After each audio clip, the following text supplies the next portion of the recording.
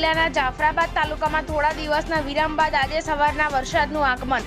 અમરેલી જિલ્લાના જાફરાબાદ તાલુકાના ગ્રામ્ય વિસ્તારોના ખેડૂતોએ વાવણી કર્યા બાદ આજે કાસુ સોનું વરસતા ખેડૂતોમાં ખુશીનો માહોલ।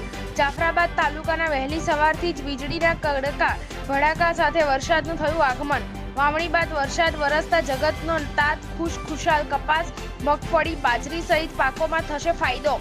રિપોર્ટર કાળુશા કનોજિયા, જાફરાબાદ।